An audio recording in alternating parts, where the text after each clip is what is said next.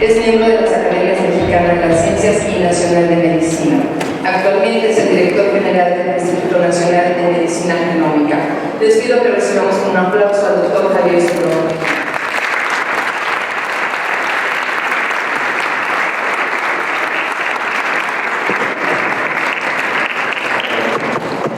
Muchísimas gracias por la invitación a todos los patrocinadores de este evento, a mis amigos, a la directora del museo, y muchas gracias a todos ustedes por su presencia aquí.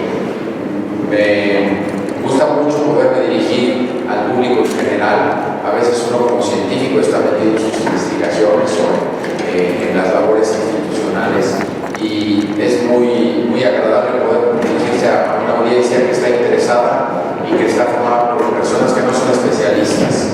Ojalá que en la plática pueda haber algo que les llame la atención, que el lenguaje sea suficientemente entendible para todos ustedes. Y yo les invitaría a que al terminar la plática pudiéramos tener una sesión más interactiva con preguntas y respuestas. Así es que si van teniendo inquietudes o van teniendo alguna duda, algo que quisieran preguntar, pues les pido que se acuerden y al final de la plática podemos abordar sus preguntas. El título de la plática son las 3 enciclopedias del genoma. A lo mejor empezamos por decir que es un genoma. Es una palabra que todos conocemos por varias razones, pero no siempre la sabemos relacionar con algo concreto.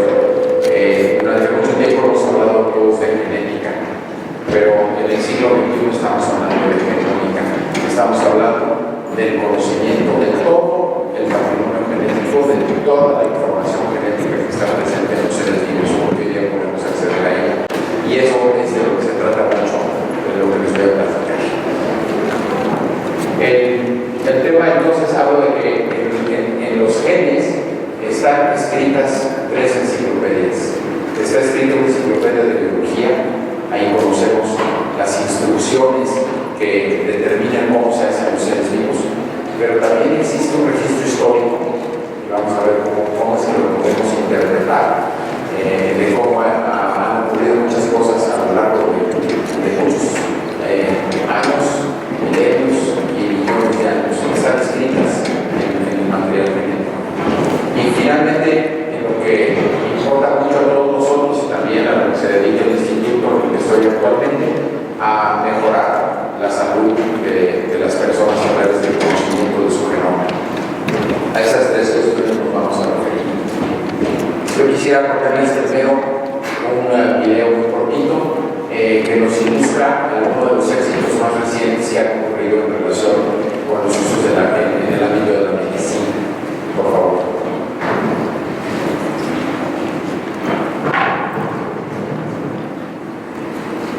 We've got a medical mystery to share with you tonight. One that had the family of a little girl from Durham, North Carolina named Kara Green quite scared, and the doctors treating her completely baffled. This interrogation shows us how Kara's case was finally cracked. Yeah. 2-year-old Kara Green was a healthy toddler until last November, when her parents, Christian and Clayton, noticed something wasn't right. Her eye movements were just completely erratic.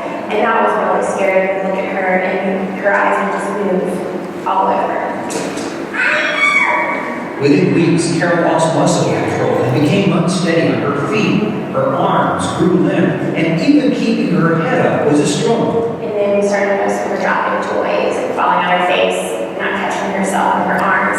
9 doctors tested Kara for a range of terrifying possibilities, including a brain tumor.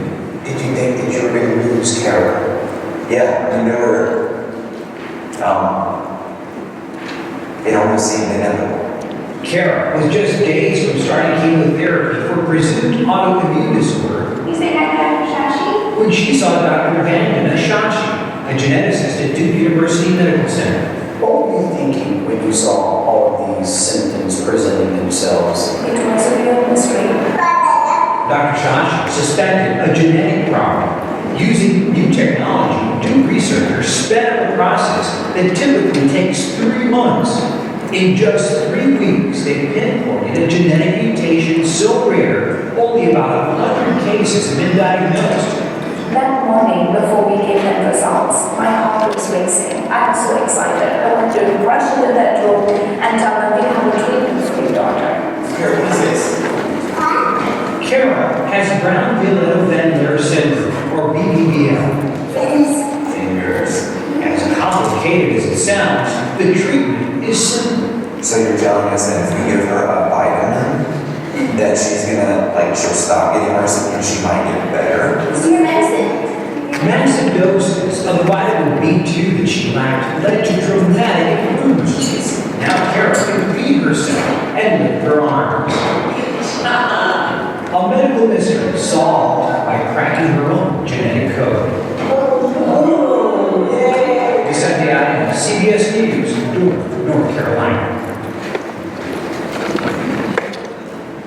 Bueno, pues este es un ejemplo de las cosas que se están pudiendo hacer hoy día a partir de que tenemos esta tecnología nueva que ha abaratado muchísimo la posibilidad de leer el material genético de las personas.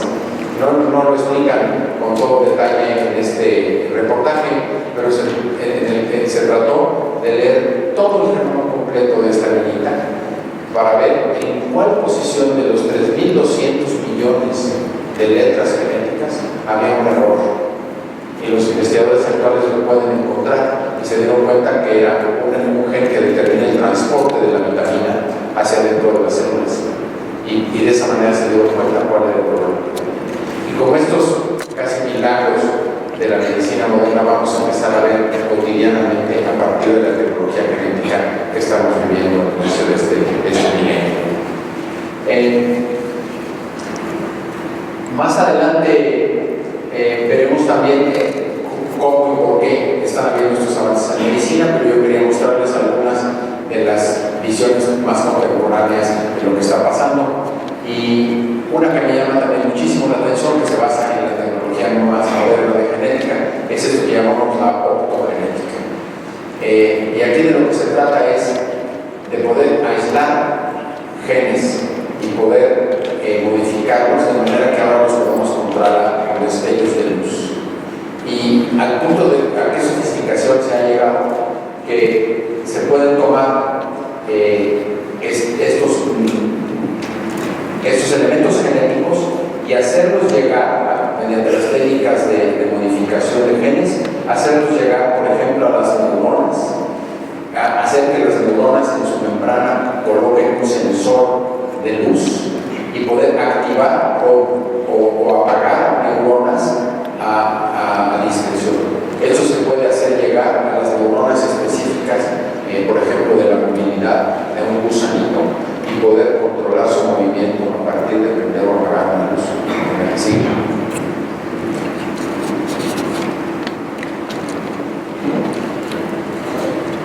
Ese gusanito nuevo se llama xenoratito. Watch how this one's workout is interrupted when the yellow light is switched on. The light activates haloredoxin, triggering a flood of negative ions which inhibit the worm's motor neurons and stop it swimming. And neuroscientists aren't the only ones using optogenetics. As well as turning neurons on or off, a diversity of tools allow researchers to control many different processes in living animals and in cells in dishes. These mouse heart cells have been engineered to beat in time to pulses of light. And here, a light-sensitive protein makes this skin cell move towards a laser. The applications are endless. Esa es además otra ilustración de lo que podemos hacer con sistemas vivos utilizando las herramientas de la genética. Tanto el haber leído los genomas, porque para poder modificar a los genes del gusanito, pues hay que haberle conocido ya todo su genoma y ver en dónde se puede modificar. Y a lo mejor pudieran darse cuenta de la figura con la que están pudiendo estudiarse en la actualidad los seres vivos. Y finalmente, en el libro de historia quiero ilustrar con un video también de una propaganda reciente de una empresa de turismo que ofrece viajes a las personas a los lugares de donde vienen sus ancestros. Y es que se pueden leer de dónde vienen nuestros ancestros a partir de nuestro recorrido.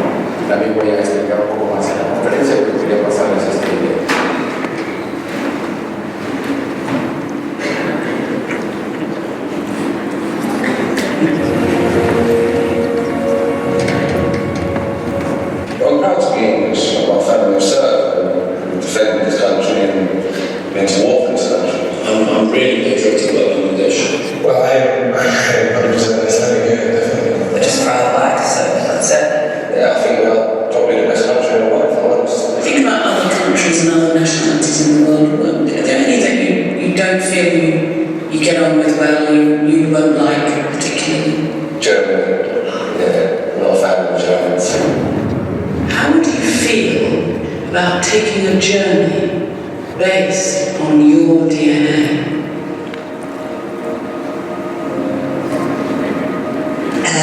Yeah, I feel very intrigued. What can you possibly tell me about that? So do you know how DNA works? So you get half from mum and half from dad, 50% from each of them, and they get 50% from their parents, and back and back and back. And all those little bits of your ancestor, they filter down to make you. The story of you is in that tube. What's it going to tell me? It's going to be, oh yeah, you're French, and wait, your own parents are French, wait. So you're working. I'm Cuban. So we're English. No, I told you.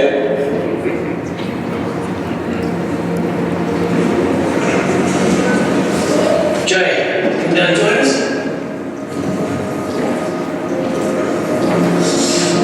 I'm a little bit nervous, I have to say. So you wish to find out for yourselves?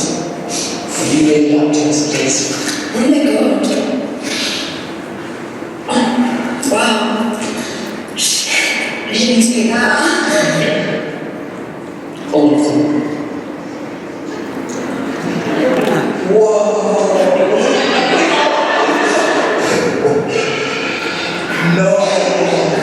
No. Caucasus? Which was Turkey. Eastern Europe, Spain, Portugal, Belarus. I'm 32% British. Great Britain, 9%. 5% German. I'm Irish.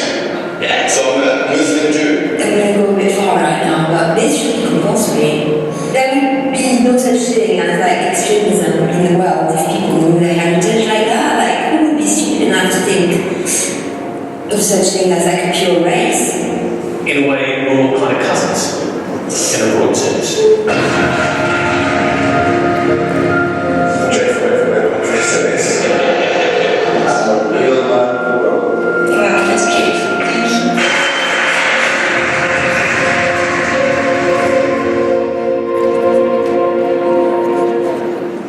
A lo mejor algunos de ustedes ya habían visto este video, corrió viral, ¿no? Hace algunos meses. Pero lo que yo quisiera ahora ver con ustedes es cómo es que estas posibilidades están al alcance de nuestra mano. ¿Qué ha sido lo que ha sido la historia de la revolución genómica? ¿Y por qué ahora podemos escudriñar los seres vivos de esta manera, asomarnos a nuestra historia y también acercarnos a una mucho mejor medicina de la que estamos teniendo en la actualidad? Bueno, pues todo inicia con este concepto sencillo pero muy poderoso que es el ADN, el material genético, la sustancia que transmite la herencia. Es un material químico perfectamente caracterizable, sintetizable, modificable y legible. Es el ácido desoxirribonucleico. Y el orden en que se acomodan sus bases o sus nucleótidos, esta escalerita, como las letras de un libro, es lo que contiene el mensaje. De manera que si nosotros podemos leer esa secuencia, si podemos leer ese orden, estamos accediendo a la información. Y eso se va a presentar muchas veces en esta plática, es lo que llamamos secuencial. La tecnología de secuenciación del ADN lo que nos permite es asomarnos a lo que vemos en vivo, en qué forma están ordenadas las letras de su mensaje. Toda esta revolución se inicia o se dispara porque se hace un gigantesco proyecto mundial el gran megaproyecto de la biología que solamente en la física había visto proyectos tan grandes como este, que se llamó el proyecto del genoma humano. Muchos de ustedes aquí deben haber recordado cuando se anunció en el año 2003 que se había concluido. Este proyecto inicia en los años 90, en el inicio de esta década, y marcó una verdadera etapa del antes y el después, y con esto inicia el siglo XXI con el conocimiento del genoma humano. Nos tardamos 60 años desde que se conoció que el ADN era el material genético, establecer las reglas fundamentales de cómo funcionaba, hasta que se arranca el proyecto del genoma humano. Y en los primeros 10 años, y ahora ya llevamos más de 15 desde que se terminó este proyecto, se ha empezado a acumular una cantidad de información completamente insólita en relación con lo que habíamos vivido antes. Y esto se debe a un aspecto fundamental. Por razones que incluso eran inesperadas, ahorita si se fijan en esta gráfica, se dan cuenta que aquí hay un punto de inflexión, no era lo que se esperaba que fuera a ocurrir. La tecnología fundamental de la genética moderna, de la genómica, que es la secuenciación del ADN, ha sido la tecnología que más ha avanzado en toda la historia de la humanidad. Nunca ha habido una tecnología que se haya adelantado tanto en tan poco tiempo. La tecnología de secuenciación se adelantó más de 1 millón de veces desde que terminó de hacerse el proyecto humano hasta la actualidad. Y esto ha establecido una verdadera vorágine de datos que ni siquiera estamos siendo capaces de interpretar a la velocidad que necesitaríamos. Fíjense que esto es la velocidad a la que se ha venido progresando la capacidad de cómputo, la llamada ley de Moore, muy conocida. Esta es una escala logarítmica, 10, 100, 1000, 10.000, 100.000. Y en el caso de la secuenciación, hacia mitad de la década pasada, en 2005, 6, 7, se dio origen a una tecnología que terminó abarcando muchísimo más la secuenciación. Esto nos ha llevado a una capacidad increíble de acumulación de información de datos. ¿Cómo es que esto ha impactado la biología? Voy a dar algunos ejemplos de lo que está pasando. Por lo pronto, pues se ve que el impacto de la genómica estará ciertamente en el área de la salud. Una de las razones por las cuales se financió este gran proyecto. El proyecto del genoma humano costó, al final del siglo pasado, costó más de $3.000 millones. Eso es lo que costó secuenciar el primer genoma. Hoy día, como les digo, secuenciar un genoma de cualquiera de nosotros cuesta $1.000. 1 millón de veces más barato. Pero esto lo que ha permitido es asomarse a temas como el de la salud, la cuestión farmacéutica, la antropología, algo de lo que vamos a ver, la medicina forense, también muy revolucionada, la agricultura, en general a toda la biotecnología. Y nos permite asomarnos a toda la biosfera. De todas estas, cada una de estas fotitos es un organismo, en este caso los superiores, para que esté el humano, otros mamíferos, etcétera, plantas, animales de todo tipo, que se han secuenciado ya sus genomas. Aquí hasta arriba están 2 rayitas que juntan más del 99% de la diversidad biológica, pero pues no las podemos poner sobre retratos porque todos son microorganismos. El mundo microbial es el más grande en términos de biodiversidad que hay en la Tierra y también estamos pudiendo acceder a él. Fíjense aquí lo que se ha convertido la genómica contemporánea. Tenemos que se han secuenciado más de 20.000, este está ya viejo, más de 20.000 bacterias distintas ya se han podido secuenciar. La primera bacteria se secuenció en el año 1995 y la segunda en el 98, y así de a poquito, y actualmente ya tenemos 17.000. Hongos más de 300, insectos más de 100. Pero fíjense que estos números siguen siendo chiquititos con el número estimado de especies que hay en la biosfera. De vertebrados, pues ya llevamos 80 mamíferos cuyos genomas han sido secuenciados. Imagínense, si siguiera costando lo que costaba hace algunos años, pues no llevaríamos ni 3. Pero esto ha sido verdaderamente alucinante, la capacidad que estamos teniendo de obtener información. Aquí les decía el nuevo árbol de la vida, ¿no? En esta publicación se ve, aquí están todos los eucariotas, que son los superiores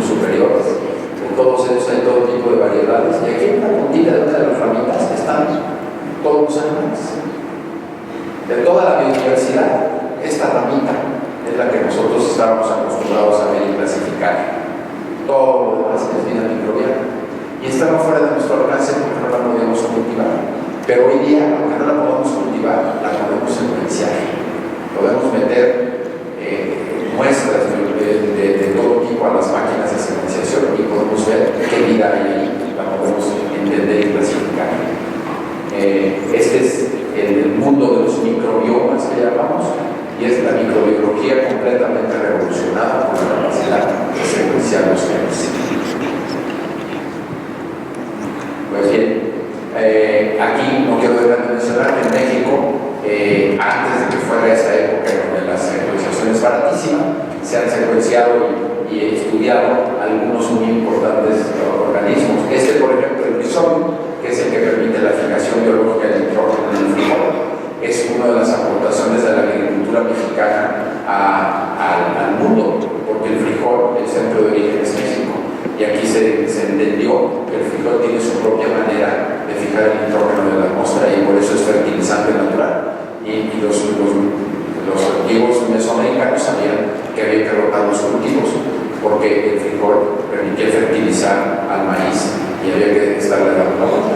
Pero aquí en México se hizo la secuencia de este microorganismo, que es el que fija el nitrógeno en los módulos que están en las raíces del frijol. También se estudió una variedad de maíz, se publicó junto cuando se publicó el genoma del maíz, muy importante. En México hicimos, bueno, en el laboratorio aquí en Irapuato, en el ANGEL, el Centro de Investigación del Politécnico de los Estudios Avanzados, se conoció el maíz palomero. Este sí, maíz verde, es el maíz palomero. Vamos a ver qué hacer. Y pues cuáles son los genes que hacen que sea un poquito diferente y que produzca palomitas en vez de otras cosas, es parte de lo que hay que estudiar. Y más recientemente estudiamos ya con tecnología nueva de la más barata. Estudiamos este genoma grandotote de 130 megabases, 130 millones de letras de la Taenia solium, de este parásito que produce la cisticercosis y la solitaria, para ver cuáles son las relaciones entre sus características genéticas y su capacidad de ser un parásito del humano. No pasaré, hay muchísimas cosas maravillosas que están pasando en biología, solo quise dar algunos pequeños ejemplos y me quisiera centrar un poco más en esta parte de la historia que me parece fascinante. ¿Cómo se podemos ver la historia leyendo los genomas? Pues entre unos organismos y otros van ocurriendo en el paso del tiempo, van ocurriendo mutaciones. Por ejemplo, en los seres humanos, aquí tenemos un pedacito minúsculo de un cromosoma. Aquí están las letras genéticas de este cromosoma y de repente nos podemos dar cuenta que entre una persona y otra hay algunas letras que están distintas. Eso le llamamos polimorfismos de un solo nucleótido o variaciones, pues. En una persona normal, más o menos el 1%, uno de cada 1000, dependiendo de dónde estemos analizando, varía. Pero fíjense que en esas variaciones está escrito de dónde venimos. Porque si comparamos contra un genoma de referencia, podemos ver que estas variaciones nos pueden servir para determinar cosas en medicina, que les voy a hablar un poco después, pero cada evento de mutación establece un momento en la historia que fue cuando apareció esa mutación. Y la presencia en generaciones posteriores nos indica que se comparte un ancestro común. Porque imagínense que en 3.200 millones de posiciones de una enciclopedia, imagínense que de repente cambia una A por una G, una cierta página, y eso se hace al azar. ¿Cuál es la probabilidad de que se lo vuelva a hacer y vuelva a modificar esa misma letra? Cero, prácticamente. Entonces, si yo copio ese libro y se lo doy a una persona, puede saber que ese libro es descendiente de donde ocurrió esa modificación. Y así, si lo vemos en el tiempo, nos podemos dar cuenta que un cierto linaje, un cierto grupo pasó una mutación y todos los descendientes tendrán esa mutación. Los que no vienen de ese grupo y están en otro, no tienen esa mutación. Yo perfectamente puedo clasificar quién está en un grupo y quién está en otro. Y les recuerdo, como ya se mencionó en el videito, que los genomas de cada uno de nosotros pues vienen la mitad de nuestro padre y la mitad de nuestra madre. Pero la mitad que viene de nuestra madre tuvo sus células de buen cuidado de mezclar la de su mamá y de su papá, o sea, de nuestro abuelo. De manera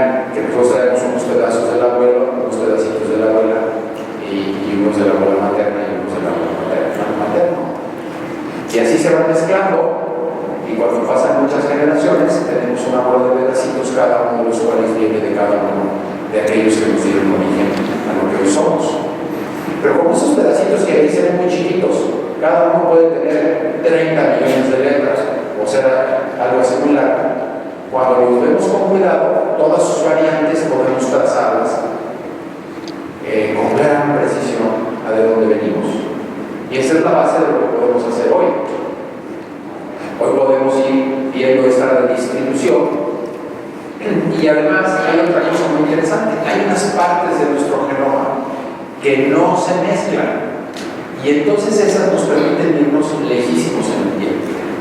Estas son, por un lado, las mitocondrias, que son unos organelos que nos permiten manejar la energía, están dentro de nuestras células, y resulta que tienen su propio genomita. ¿No? Es un genomita muy chiquito, solo tiene 15.000 bases, pero allí están marcadas las diferencias que solamente se pasan de línea materna. Por ejemplo, yo conozco el genotipo de mi mitocondria y es inequívoco que esa mitocondria es de origen amerindio. Y por eso yo puedo saber que la mamá de mi mamá, de mi mamá, de mi mamá, de mi mamá, de mi mamá, más o menos pues hace 12.000 años o 14.000 años, cruzó el estrecho de Bering. Y ser una señora concreta, que si se agarrara de la mano mi mamá con mi abuela, con mi bisabuela y mi tatarabuela, llegaríamos a esa persona. Y yo tengo seguridad que cruzó el estrecho de Bering. ¿Y por qué? Porque en las marcas de la mitocondria que yo traigo, está clarísimo que solamente de ahí pudo haber venido. Son las mutaciones que están marcadas ahí. En el caso de los hombres, tenemos también el cromosoma Y. El cromosoma Y solamente se pasa por los papás o de los padres. Pero mi cromosoma Y yo sé que viene del Mediterráneo y es de origen medio judío. Yo nunca supe que tenían ancestros judíos, pero ahora ya no me queda ninguna duda porque mi cromosoma Y dice sin lugar. Esto nos permite incluso irnos millones de años atrás, cientos de miles de años atrás, y podemos trazar linajes lejísimos en estas dos piececitas genéticas que son el cromosoma Y. Esa es la facilidad. Bueno, todas estas cosas las podemos saber secuenciando y caracterizando los genes de las personas que viven hoy en día. Pero si nos vamos a tratar de encontrar más información, nos es muy útil ir a sacar el DNA de personas que se murieron hace muchísimo tiempo. Y digamos, el campo del DNA antiguo ha progresado de una manera increíble. Empezó el líder de este tema, que se llama el doctor Svante Pabo, un investigador que ha trabajado en Suecia y en el Reino Unido.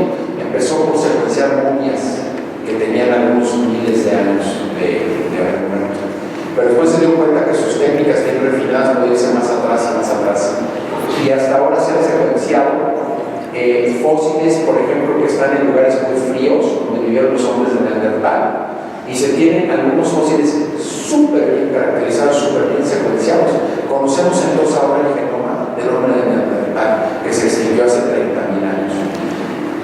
Y por ejemplo, este huesito de un dedo meñique, que se encontró en una cueva que se llama Denisova, por allá arriba en Siberia, cuando se le secuencia su DNA, se ve que no es ningún hombre moderno ni tampoco es un Neandertal. Es un homínido nuevo que no se conocía y se le puso en el Denisova.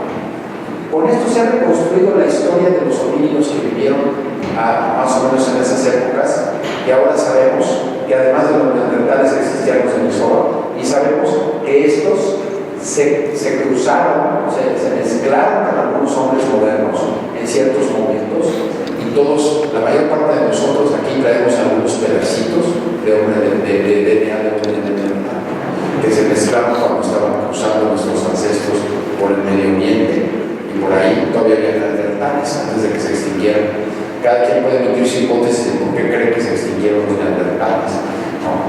Que habrá sido cuando se encontraron con los hombres modernos que venían saliendo de África y que traían quizá un lenguaje más elaborado, más sofisticado, mejores armas. Probablemente fueron un factor para que se extinguieran los neandertales, pero antes de que se extinguieran nos dejaron algunos genes interesantes. Se han secuenciado otros homínidos más, digamos que de los tipos modernos.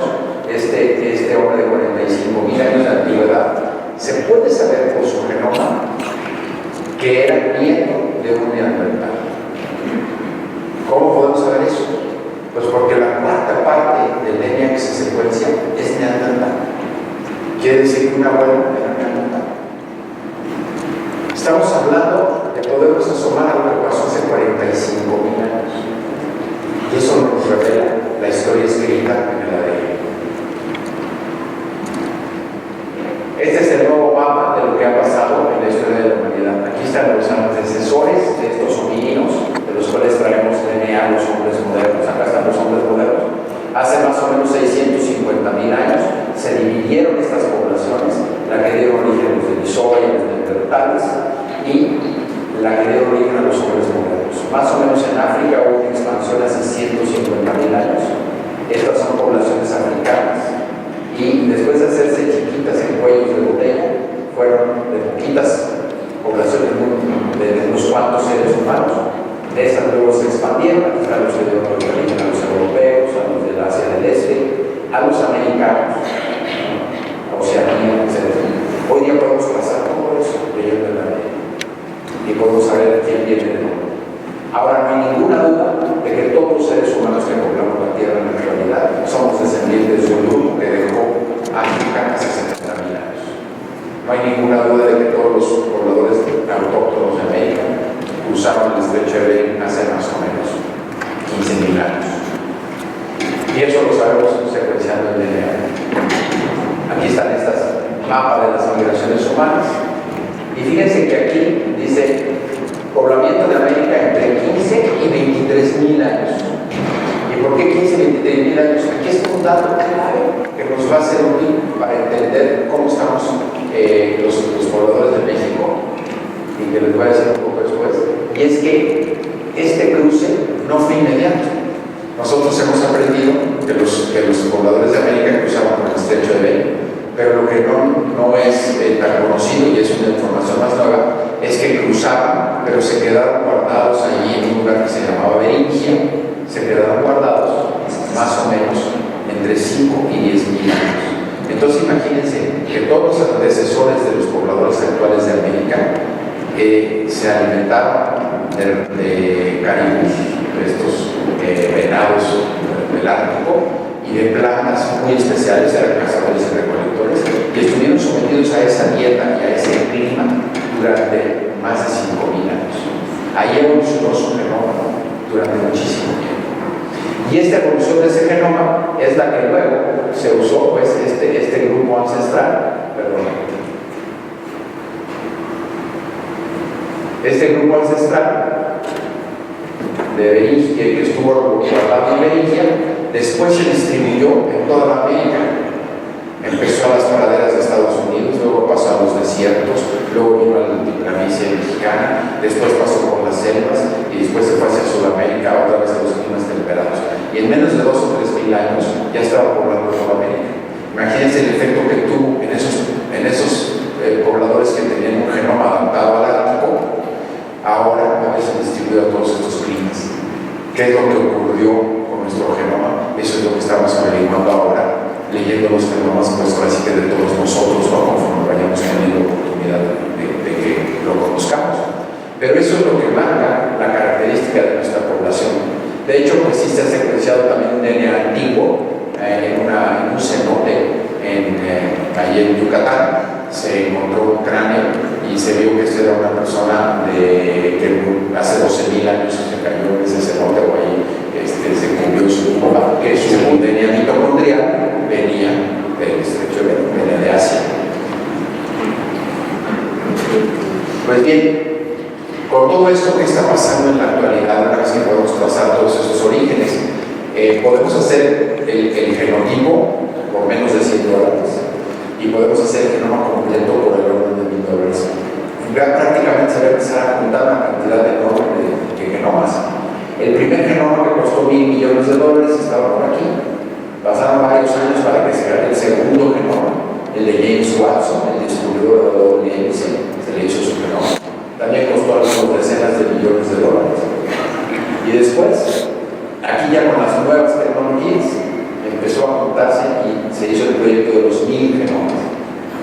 actualidad se cree que este año vamos a llegar a tener 1 millón de genomas humanos caracterizados. Hemos catalogado diversidad humana. Hay una base de datos que tiene más de 60 millones de posiciones en el genoma que son variantes. La diversidad humana está siendo catalogada y con esto podemos hacer todo tipo de investigaciones tomando en cuenta esta diversidad. Esto es lo que está en esta década empezando. Ahí es donde estamos.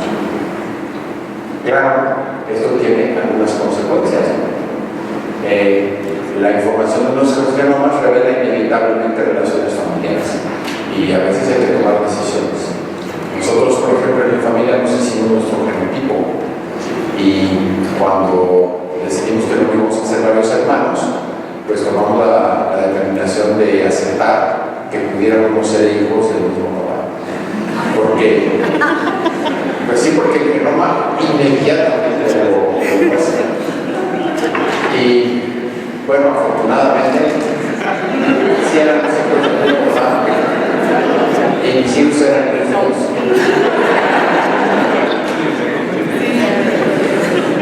Miren, aquí se ilustra con bastante elocuencia.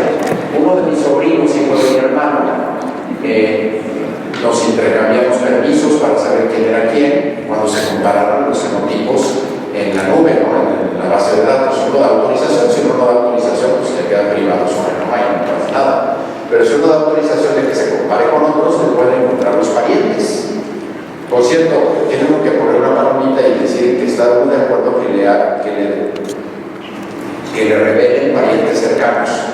De primos terceros en adelante, pues a nadie le importa, ¿no? Pero que le digan de medio hermanos, ¿no? Si no conoce a su papá, que pueda aparecer. La base de datos esta de Tendría hoy tiene 1,5 millones ya de usuarios, ya hay un montón. Ahí me han encontrado, por ejemplo, de orden de 1,000 parientes inequívocos, ¿no? Que tienen pedacitos de DNA con nosotros. Pero fíjense, a mi otro sobrino que se hizo después la prueba, le dije, no te identifiques, tú quédate anónimo, a mí ni me avisas que existes, y vamos a ver si me lo revelé. Inmediatamente apareció mi sitio web, ¿quién es tu sobrino? Y ahí dice, sobrino anónimo. Ese es mi otro sobrino. O sea, de que el sistema funciona perfecto. Pero también nos establece algunos retos de cómo vamos a manejar esta información, porque lo que yo digo sobre ti no solamente importa para mí, importa también para mi familia cercana. Así que por eso es necesario, de hecho, yo estoy muy de acuerdo, que dicen que las relaciones de familia, las relaciones de cercanía, están listas para ser revisadas de manera muy profunda. El imagen global del parentesco que está emergiendo de los estudios de DNA hace que se vaya a resquebrajar muchos de los creencias acerca de nosotros mismos. Es un hecho que leer esta información tiene implicaciones.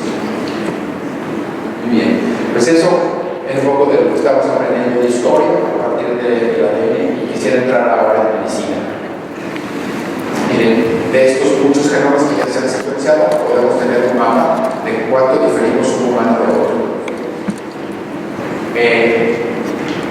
Les decía yo, algo más de 3,000 millones de letras, que es lo que nos constituye. Los seres humanos somos 99.8% idénticos uno con otro. Por eso somos humanos. Y de hecho, ni somos tan diversos. Si nos comparamos con los chimpancés, somos mucho menos diversos genéticamente. Por eso les digo, los cuellos de botella de poblaciones pequeñitas que van poblando el mundo. Somos muy exitosos, pero no tan diversos. De hecho, casi todos los humanos son muy parecidos. Pero ese 0.2% son 4 millones de diferencias. Si yo comparo mi genoma con cualquiera de ustedes, hay 4 millones de posiciones que son distintas. Por eso somos únicos, irrepetibles desde el punto de vista biológico. Y además somos una combinación especial, azarosa, pues, de los genomas de nuestro padre y nuestra madre, o de nuestros abuelos, por decirlo así. Bueno, en esos 4 a 5 millones, muchas ya se conocen, las compartimos con otras personas. Pero por lo menos 80,000 cada nueva persona que se secuencia, en promedio hay 80,000 variantes que no se conocen que son nuevas. Y algunas de esas las inventamos. No estaban ni en mi papá ni en mi mamá. Cada uno de nosotros contribuye a la evolución con un promedio de 60 variantes nuevas. Claro que la mayor parte de ellos no tiene ninguna consecuencia, pero a veces puede ser que tenga una consecuencia biológica, y a lo mejor puede ser útil, no.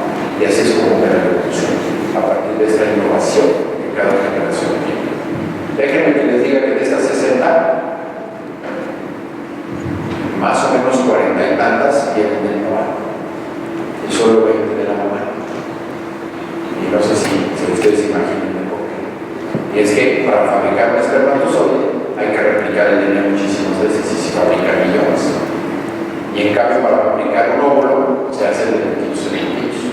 Entonces la mutación está más frecuentemente, la nueva, más frecuentemente viene en el espermatozoide que en el óvulo. O sea, que los varones contribuimos grueso a la evolución. Y las damas contribuyen fuerte a conservar su buen sentido. ¿Ok? No está tan negociado de lo que vemos.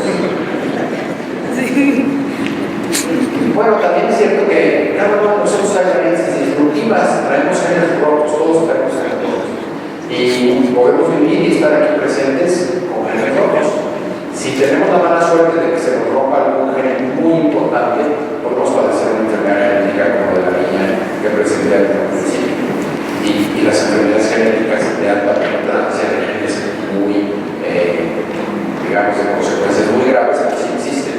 Más o menos tenemos 25.000 genes, de los genes clásicos, más o menos 10.000 que se descubrieron nuevos que ni se sabía que eran genes y que ahora ya sabemos.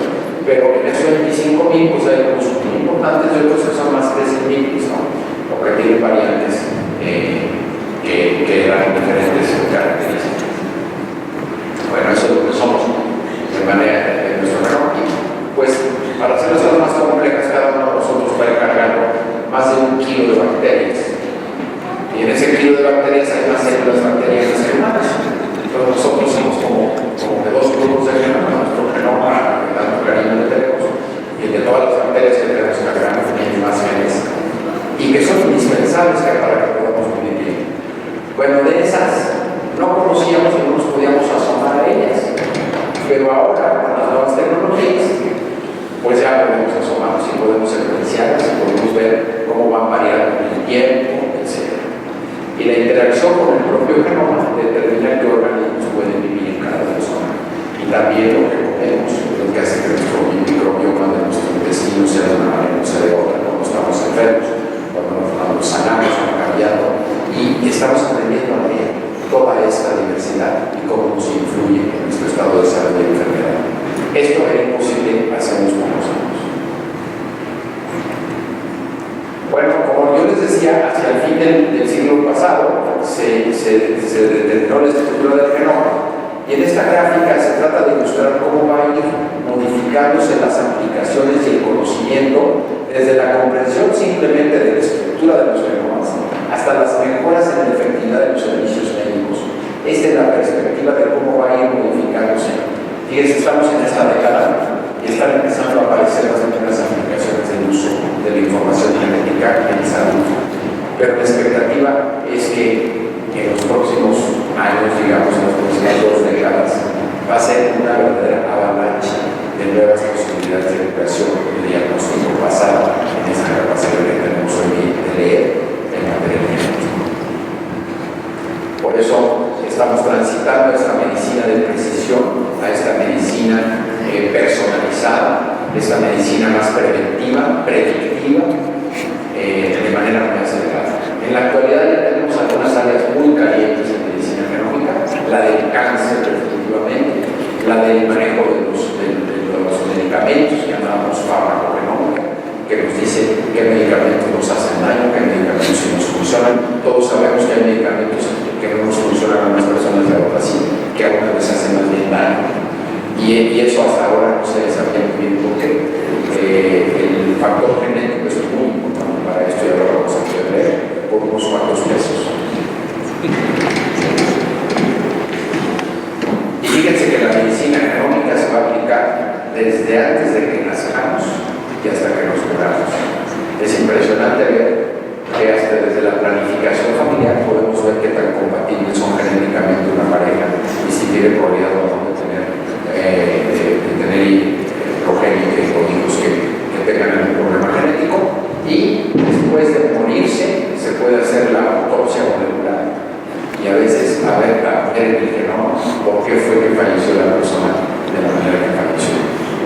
muy clásico es personas que fallecen del corazón jóvenes y que con eso mostraron que en esa familia puede haber un problema genético relacionado con el corazón. Se le hace la secuencia y se puede recomendar a sus parientes que se cuiden más o menos los que tienen esa condición que fue la que causaron. Entonces, desde antes de nacer, prenatal hasta la tumba, hay ámbito para utilizar la información genética en la medicina contemporánea y de futuro. Las tres más importantes que en este momento áreas en las que se utiliza, yo les decía, enfermedades hereditarias, como la de la niña que comenté al principio, el cáncer, hoy día no se debe de curar el cáncer si no se ve el genoma del tumor, ¿no? Cuáles son los genes que están mutados, cuáles son los que impulsan a que ese cáncer progrese, y vamos hacia allá. Todavía son técnicas que no están establecidas en la práctica clínica cotidiana en todos los lugares, pero en pocos años vamos a estar allí.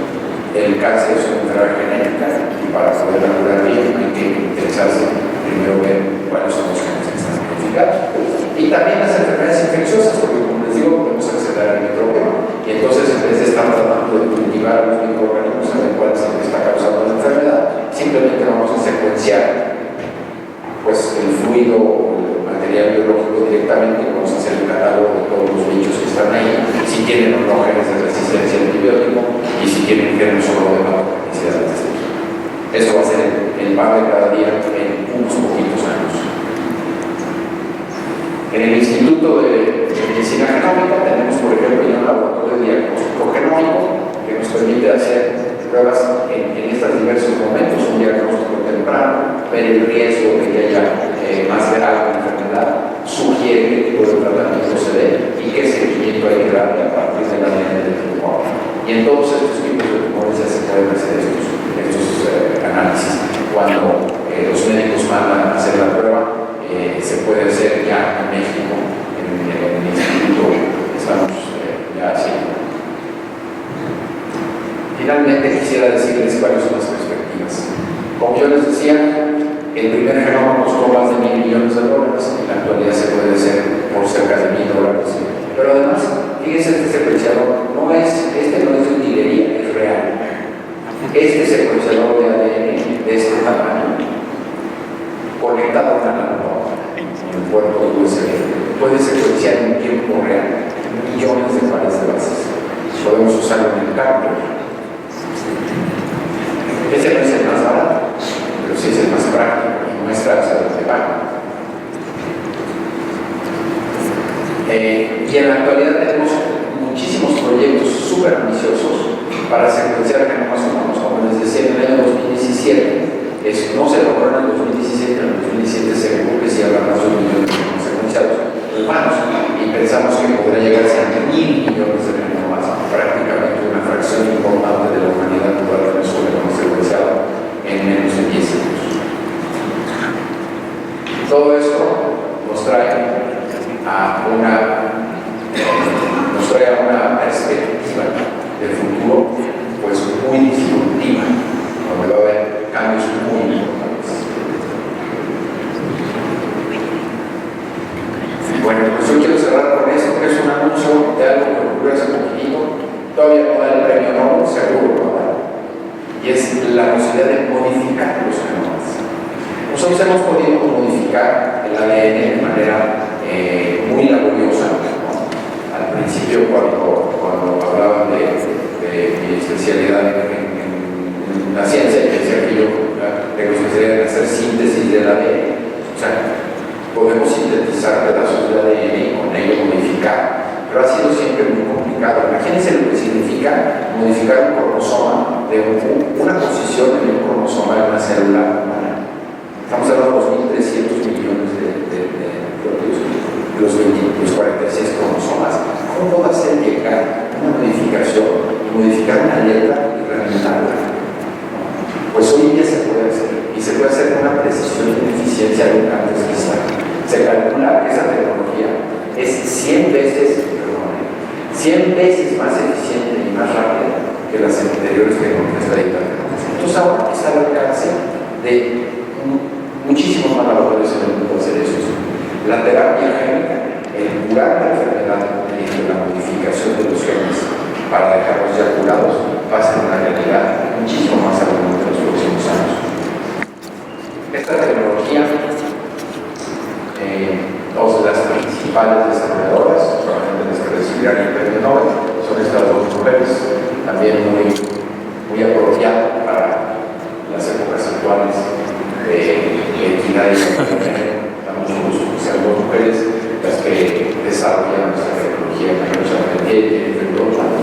que han legado esta revolucionaria tecnología. Pues bien, para terminar, quiero cerrar un poco como empezamos. Nos puede cambiar mucho la manera como pensamos acerca de nosotros mismos en tener esas tecnologías disponibles. El concepto de raza, un concepto anticuado basado en patrones de organización jerárquica que conectan un individuo con un grupo preconcebido y construido sobre bases geográficas o sociales, comparado con un concepto moderno de ancestría basado en procesos, una afirmación respecto a la relación de un individuo con otros individuos por su historia genética, simplemente por lo que compartimos de ancestros. Es una cosa que nos une, no es algo que nos separa. Pero sí que tenemos retos bioéticos, y esto es parte de la tarea también de un instituto como el Instituto de Medicina Genómica. Tenemos un departamento de estudios éticos, jurídicos y sociales, porque tenemos que asegurarnos de que la información genética sea privada, que haya un acceso equitativo a todas estas tecnologías, que se vea que sea de utilidad, que haya un acceso directo de las personas, que es delicado pues, pensar que uno puede acceder directamente a su información genética con base en qué tan preparados estamos, ¿verdad? Y qué tanto sabemos a lo que vamos a enfrentar. Eventualmente lo que necesitamos es mucha más comprensión social. Y ojalá que haya podido poner un granito de arena para que en esta audiencia haya un poco más de comprensión social. Ese sería lo correcto.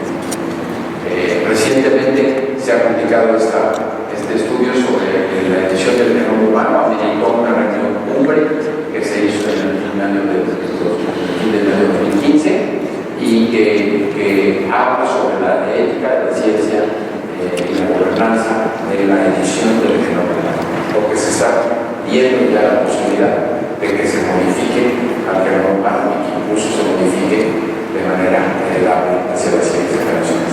Y hay que ver esto con muchísima cuidado. Por eso estas academias de ciencias han emitido este estudio muy serio, y ahí hay un documento base para poder discutir esto en la sociedad. Y por eso quisiera terminar y dar el paso.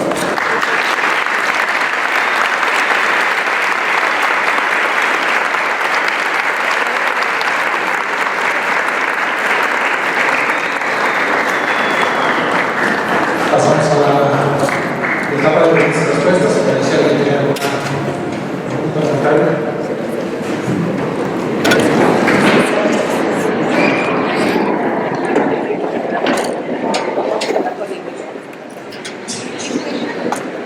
Buenas noches. ¿Qué tal? Muchas gracias por su plática, bastante interesante. Una pregunta. Dentro de esta secuenciación genómica, ¿se está considerando la epigenética, todas sus modificaciones ambientales sobre el genoma? Tú sí que sabes. La epigenética que está comentando ahí es estas modificaciones a nivel del DNA, pero que no están en la secuencia de las letras, sino que están marcadas de manera estable de qué genes están funcionando y cuáles no están funcionando. Imaginemos que las células que tenemos en la piel o las que tenemos en el músculo tienen el mismo genoma, pero no está funcionando el mismo grupo de genes. Y esto ocurre, en el caso de la fenosa epigenética, ocurre de manera estable. Es como si le pusiéramos un link a un capítulo y dijéramos, ese no se usa, no lo pueden leer. Y ahora le pusiéramos una marca muy sencilla, así un marcador para que se abriera muy rápidamente. Esas son las marcas epigenéticas. Entonces, el genoma está etiquetado de largo aliento. Pero no solo ocurre en la diferenciación de las células, sino también ocurre cuando, por ejemplo, fuimos alimentados con leche materna o fuimos alimentados con fórmula. Cuando tuvimos una etapa muy traumática en la infancia, cuando vivimos un ambiente más favorable, cuando estuvimos en hambruna, estuvimos muy bien alimentados. Estas cosas las recuerdan nuestros tejidos y las mantienen estables ahí. Es lo que se llama la epigenética. Es importantísima para entender cómo funcionamos biológicamente. Y por las mismas metodologías de secuenciación podemos acceder a la epigenética. Porque hay trucos para darse cuenta de quién está prendido y quién está apagado por medio de estas modificaciones. Una que se llama metilación y la otra con asociación con unas como esferitas que se llaman las histomas, en donde está enredado el DNA, y cuando está inactivo está todo guardado, pegado a esas histomas, y cuando está activo está libre. Y eso lo podemos leer secuencialmente. Así que sí, la epigenética quedó abierta para poderla ahora entender. Buenas noches. Sí. Ya. Primero que nada, muchas felicidades por la plática, es muy interesante. Y bueno, me gustaría preguntar acerca de estos estudios que apuntan a también como una población de las islas del sur del Pacífico, Sudamérica. Sí, efectivamente hay indicios. Primero hay indicios, él está preguntando sobre el hecho de que en América siempre ha habido esa controversia de si todos los pobladores de América llegaron por el estrecho de, o si había algunos que llegaron por mar, incluso de las islas del Pacífico. Y parte de la evidencia era una evidencia morfológica de algunos de los hallazgos arqueológicos que se encontraban en Sudamérica. No se ha podido secuenciar ese DNA antiguo, porque no está en lugares favorables, ese DNA está todo degradado, y hasta ahora no se ha podido ver. Lo que sí podemos tener es idea sobre la base de secuenciar pobladores modernos de esas zonas. El problema es que a veces es difícil cuando aparece un pedacito de DNA, por ejemplo, polinesio o algo así, pues ya no sabes si era tan antiguo o no.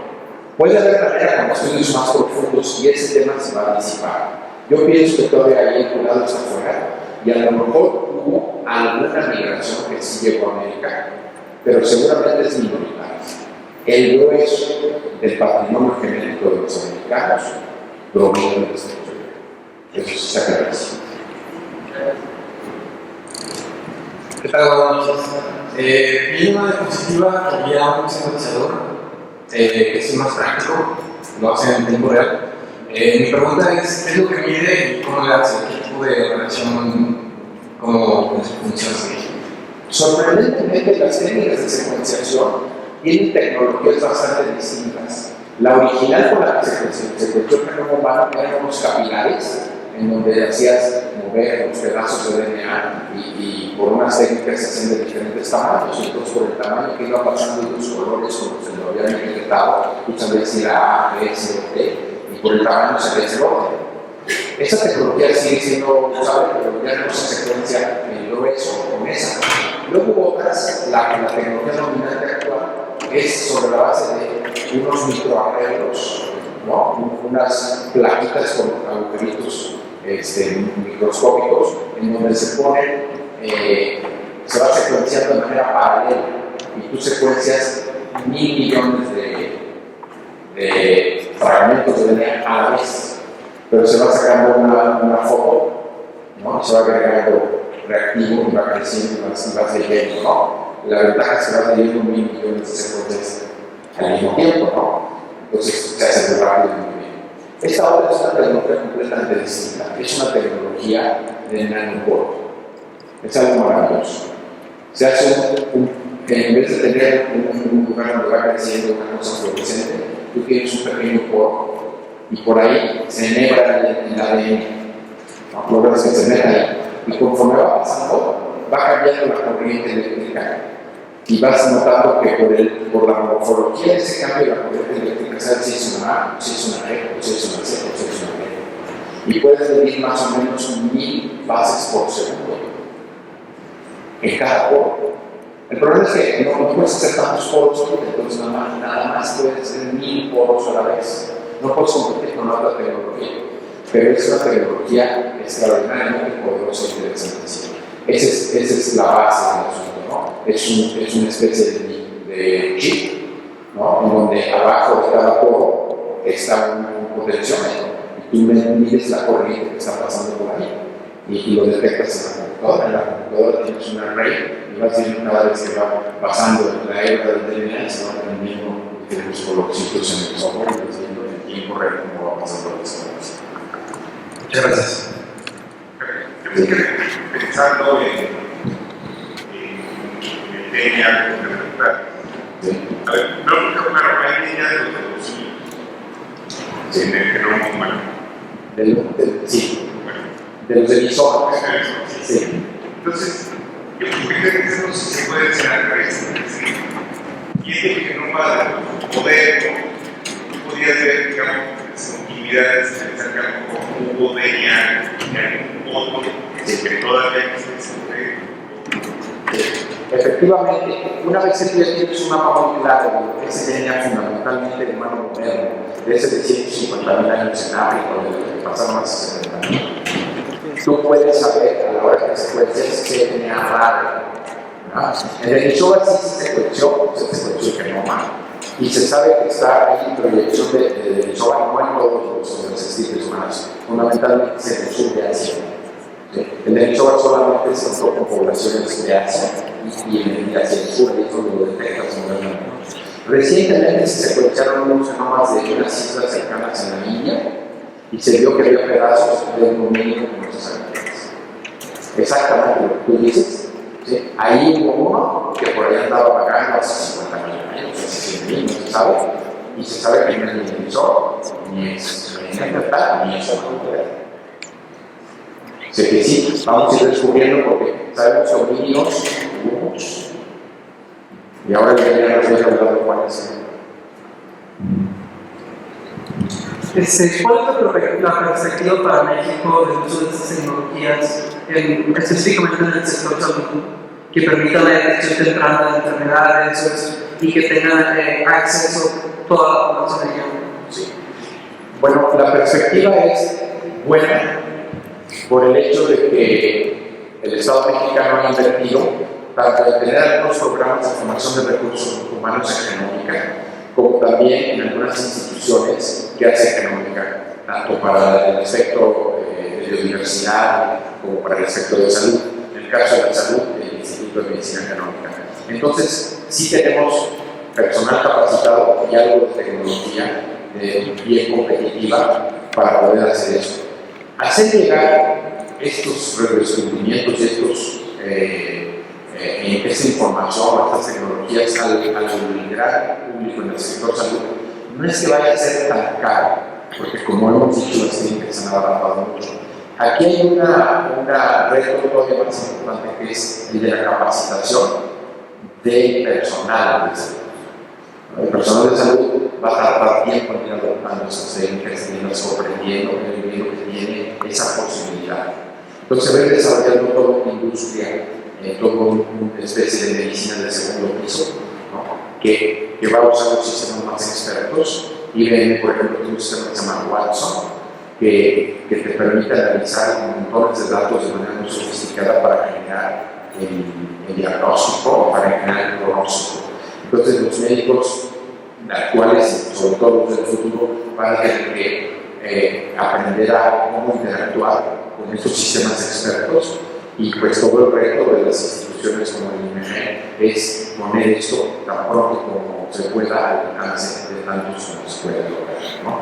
Tenemos interacción con todos los institutos de salud y con el Seguro Social, con el INSTE, con el Sistema de Salud de Pemex. Claro que somos un instituto chiquito, ¿no? Además somos científicos, pues no vamos a dar abasto, pero tampoco es que solo sea una institución, sino que esto se difunda en todas las instituciones.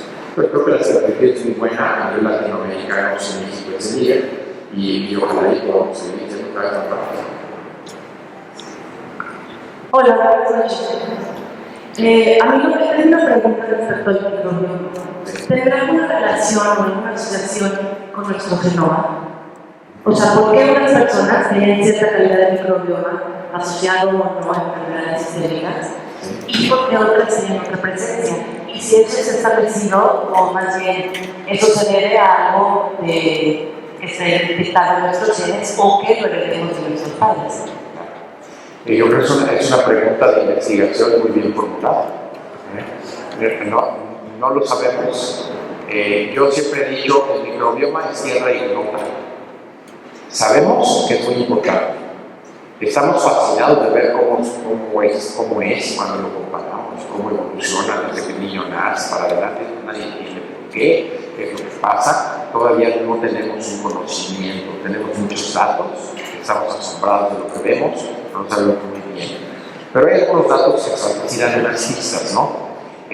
Bueno, yo creo mucho en una frase que dice que los microorganismos son los escultores de nuestro genoma, porque llevamos millones de años conviviendo con ellos y nosotros hemos evolucionado pegados a ese kilo de bacterias, porque el Homo erectus traía un kilo de bacterias también seguro, o sea, sin duda. Entonces sí han influido fuertemente en cómo hemos evolucionado. Desde que los humanos hacemos cocción de los alimentos, estoy seguro que el microbioma digestivo ha cambiado dramáticamente. Se fue haciendo chiquito nuestro sistema digestivo porque podíamos extraer el nutriente mucho mejor desde que tenemos el fuego y obviamente el microbioma cambió. Entonces, es seguro que sí ha influido nuestro genoma y es seguro que nosotros, con nuestro sistema inmune y una parte muy variable del sistema inmune que se llama los grupos de genes HLA, seguro controlamos qué microbioma es el que toleramos o con el que estamos en relación amigable y cuál no queremos y nuestro sistema inmune lo ataca. Hay un dato para terminar que sí es muy elocuente. Nosotros sabemos que cuando los bebés nacen por vía vaginal, se inoculan, digamos que se les da una primera semilla de microorganismos, que curiosamente el microorganismo más abundante en la vagina es un lactobacilo. ¿Por qué tiene que estar haciendo un lactobacilo en la vagina? Pues es para poder después digerir bien la leche. Entonces, hay una selección natural en donde se ha tenido esa, y el nacimiento normal es por la vagina. Entonces, los bebés que nacen por ahí tienen ya sus lactobacilos para que cuando toman la leche materna progrese muy bien su microbioma y se establezca un microbioma, pues, el que evolucionó junto con nosotros. Cuando el bebé nace por otra vía, pues habría que inocularlo.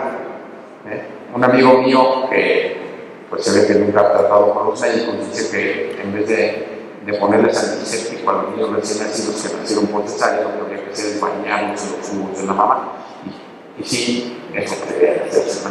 Pero ya parece que un médico obstetra va a hacer eso hoy en día. No lo puedo imaginar.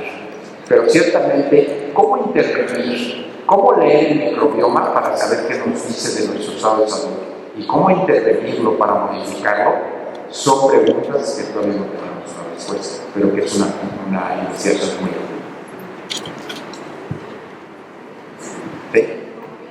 ¿Cuál es su idea de que cada vez que se hace un genoma humano encuentran también expresiones nuevos? Sí. ¿Cuántos genomas tendrán que secuenciar para tener la cobertura claro. de todos esos genomas? Ya estamos bastante asintóticos. Las variantes más frecuentes, bueno, primero hay dos cosas. Depende de qué población esté secuenciando. En donde hay muchas diversidades en África, y hay poblaciones en África que nadie ha secuenciado en ninguno de esos poblados. Ahí seguro que vas a volver a encontrar nuevas. Y a lo mejor en esa población son más o menos abundantes. La mayor parte de las variantes comunes, que están en más del 1% de la población mundial, casi en todas las zonas. Esos 60 millones de habitantes, ¿no? Entonces, nunca vamos a llegar a contarlas, porque cada ser humano nuevo trae 60 nuevos, eso por lo menos, ¿verdad? Pero efectivamente estamos ya bastante asintóticos. Lo que no estamos es muy parejos, la verdad es que el genoma es tan disparejo como todo lo demás en la vida, y hay poblaciones que están muy bien caracterizadas, y hay otras que nunca nadie les ha hecho caso. Nosotros le estamos haciendo caso a la población ameríndia, ¿no? A la componente ameríndia de nuestra población y a toda nuestra población mezclada. Por ejemplo, estamos secuenciando 100 genomas de poblaciones indígenas y estamos secuenciando a 100 viejitos de 80 años o más, que además están muy sanos. Entonces va a ser nuestro genoma de personas sanas de referencia, ¿no? Para poder comparar el que está enfermo con el que está sano. Pero eso lo tenemos que estar haciendo, nos falta mucha diversidad. Nosotros descubrimos más de 300.000 variantes nuevas en esos genomas. Nuevas, pero soy exagerado. ¿Sí? Oye, Javier, me quedé pensando ahorita cuando encontraron ese genoma que tiene una sección que no saben a qué pertenece. Sí. ¿Cuál es el código? O sea, yo dije bastante diferente como para que ustedes digan que como algo que no es conocido. La cosa es que lo que se ven son esos patrones que lo llamamos haplotipos. Y como son segmentos grandes, bueno, yo puedo hacer una pregunta para los que son aquí científicos. En la meiosis, cuando los cromosomas se hacen el entrecruzamiento, ¿cuántas veces, o sea, cuando se barajan los cromosomas, cuántos entrecruzamientos hay en cada meiosis por cromosoma? ¿Cuántos creen? Yo me imaginaba que, no sé, el cromosoma tiene 200 millones de tamaños para que lo bien, ¿no? No, 1.5. 1.5 crossovers por cromosoma en promedio.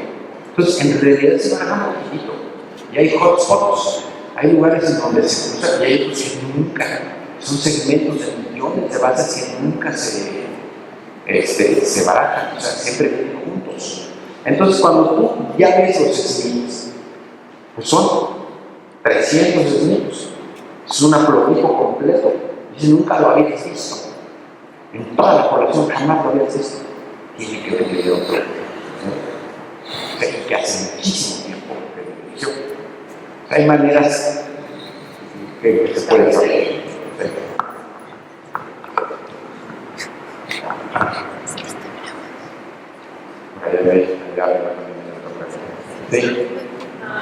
Desde el punto de vista del niño, si ves que en un futuro vas a poder cambiar los genes, tengo una pregunta que si, no sé, cambias el gen de algo que puede causar una enfermedad familiar, no puedes afectar, no sé, como en la memoria o alguna otra cosa. Claro, desde el punto de vista del niño pues es bastante interesante. Por supuesto que no siempre podemos saber qué efectos tendrán los cambios que queremos hacer. Hay veces que cuando se trata de enfermedades muy debilitantes, enfermedades muy drásticas, es casi pues, universal. La mayor parte de las personas pensamos que eso hay que corregirlo, ¿no? Por ejemplo, esa enfermedad de que no puedes meter la vitamina, ¿no? Tiene efectos claramente, casi puramente negativos, ¿no? Pero hay otras enfermedades, por ejemplo, todas las enfermedades psiquiátricas, enfermedades mentales, que si se corrige, tienen otros efectos muy claros en cuestiones que son cercanas a nuestra cultura, a nuestra manera de vernos como seres humanos. Y muchas de las aportaciones que se han hecho en la historia de la humanidad han sido personas que no son normales, vamos a decir, no son comunes y corrientes, sino que tienen algunas características que los hacen ser muy diferentes. Entonces, hay que tener muchísimo cuidado de no alterar ese concepto de la diversidad humana y de lo que somos como especie y cómo nos concebimos, ¿no? En primer lugar, el que seamos muy diversos y el que ninguno somos perfectos. Entonces hay que tener efectivamente una discusión ética muy profunda de qué cosas se debería de cambiar y cuáles no. Y hasta el momento la bioética estándar, vamos a decir, dice que no debemos hacer ningún cambio diseñado heredado. Debemos ser en este momento limitarnos a curar la enfermedad de la persona ya nacida, de preferencia con su consentimiento, y no hacer algo por el momento. Pero no vas a decir tú, si veas esta discusión en otro tenor dentro de algunas décadas, y si está pensando incluso algunos hacer mejores, lo que llamaríamos mejores genéticas. Te voy a decir en otro momento, hay quien dice, si yo como padre le puedo dar a mi hijo la mejor escuela que pueda, la mejor educación, la mejor posibilidad de salud, de desarrollo deportivo, etc., ¿por qué no le puedo dar el mejor genoma? ¿Por qué no le puedo mejorar también su genoma? Y si lo meditas, pues también tiene mérito esa afirmación. Entonces la discusión va a ser muy profunda y va a ser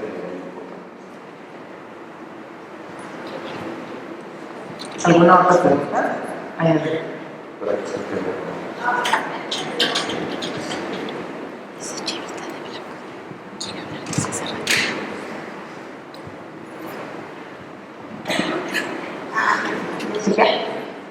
Yo tengo una duda, por ejemplo, me llegó la idea. Se supone que podemos pensar que que, por ejemplo, si tengo un hijo con tal persona, mi hijo va a tener síndrome de Down o va a tener alguna enfermedad hereditaria, me preguntaba si por medio de la síntesis de proteínas hacer como un sintético de casa para abrirla y poderla colocar con la cadena de ADN sana y que no sé cómo explicar. Ajá. Corregirlo, lo que dices usted. No sería corregir, sería como cancelar la cadena de ADN mal. Bueno, se supone que son 46 cromosomas y son la mitad. Sí. Quitar la mitad o modificarla por medio de síntesis de proteínas en lugar de matar el ADN sería el DNA copiada, pero con solo las sería buenísimo para hablar. Pero solo las partes buenas. Sí. Pero entonces es que podría llegar a cero para hacerlas que nada de sana. Sí, sí, si te estoy entendiendo bien, tú dices, cuando se analiza lo que va a heredar el papá y la mamá en una pareja, por ejemplo, puede ser de antemano que alguno de esos viene mal y tú pudieras hacer alguna intervención, más allá del mecanismo que puede ser muy complicado o no fácil de explicar, puede ser evitar que la copia mala se manifieste y solamente permitir que sea la buena o evitar que esto ocurra, ¿no? Si te entendí bien, el tipo de intervenciones que se pueden hacer cada vez van a ser más avanzadas y más posibilidades hay. Por el momento, lo que más sensible es decir, las células que no vienen bien, el embrión que no viene bien, ese no es el que progresa, se permite que progrese solo el que viene bien. Lo que sigue es poder tomar un embrión y arreglarlo, cambiar el gene malo por el gene bueno, pero por la versión natural. No estamos hablando de mejorar, simplemente la versión natural, correcta, y no la que se rota. Eso es lo que es propiamente la terapia génica. Y ahorita también tengo otra duda. Que me contaba de que se podía dañar como la memoria, por ejemplo. ¿Que se podía dañar qué? Bueno, hay sabido que puede cambiar el color de los ojos, alterando los fenotipos, pero apagándolos. Y yo me pregunto, pero también supe que puedes perder la vista o. Bueno, la verdad es que yo no sabía de eso, ¿eh? No, bueno, es como una teoría. Es que, bueno, yo me preguntaba si podríamos mandar el fenotipo, bueno, el fenotipo y el expresarse y conectarlo a los demás fenotipos para cambiar el color de los ojos de la piel, pero sin afectar a los demás, Sí, bueno, la manifestación de los genes en el fenotipo casi nunca es así muy sencillita. O sea, por ejemplo, el color de los ojos ni siquiera se puede predecir. Yo puedo leer el genoma y puedo tener, es 95% de probabilidades que tengan los ojos azules. ¿Sí? Y a veces no lo tienen azules. Sí puedo decir casi con certeza cuando van a ser cabeza. Pero los ojos azules están determinados por más de un gen y no es solamente una mutación. Y hay otras mutaciones regulatorias que hacen que se manifieste o no se manifieste la mutación conocida. Entonces, siempre es muy complejo. Difícilmente vamos a poder manipular el genoma humano para hacer correcciones de tipo de mejorías o de aspecto físico. Por ejemplo, lograr que esté bien parecido o que sea alto o que sea algunos de esos atributos frecuentemente apreciados no es factible ni imaginable en las próximas décadas. Pero sí hacer cambios que pueden hacer curar enfermedades, eso sí es imaginable y eso sí va a ser factible en el mismo costo. Buenas noches, muchas gracias por la conferencia. Mi pregunta es: ¿cuál ha sido la contribución en los últimos años de las matemáticas, de nuevos modelos matemáticos e informáticos a que se haya dado todo este avance, y también de qué manera también ha repercutido toda esta nueva creación de conocimientos? Porque muchas de las cosas que mencionaste pues da pie a nuevos modelos matemáticos, hasta incluso repercusiones o a trabajar a nivel cuántico, por el nivel que se está trabajando, que es prácticamente nanométrico, y nos vamos más abajo, es prácticamente efectos cuánticos. Sí, por supuesto, toda la ciencia es simultánea y existe una interconexión en todas las ramas de la ciencia. las matemáticas son absolutamente esenciales para hacer los análisis, desde los algoritmos que nos permiten comparar unos genomas con otros. Yo les comentaba que aquí en el Centro Nacional del Supercómputo del IPCI estuvimos analizando los 100 genomas estos de individuos indígenas que tenemos, y pues pueden imaginar lo que es comparar los 4 millones de variantes de 100, todos contra todos, y todos contra los 1000 genomas que están publicados en el proyecto de los 1000 genomas. O sea, esto implica algoritmos sumamente sofisticados y que además han sido mejorados cada vez que se necesitan más avances y más velocidad por las matemáticas más avanzadas, matemáticas aplicadas y de cómputo. También todo el análisis de las redes de interacciones entre los genes emplean la matemática de manera abundante. Y estoy seguro que hay muchos problemas que van a requerir nuevas matemáticas. En la genómica participan algunos médicos, muchos químicos y biólogos y bastantes físicos y matemáticos. Realmente es una multidisciplina que requiere todo esto. Y el punto verdaderamente, digamos, el centro del trabajo futuro de la genómica son los grandes datos y es el análisis teórico, computacional y matemático, definitivamente.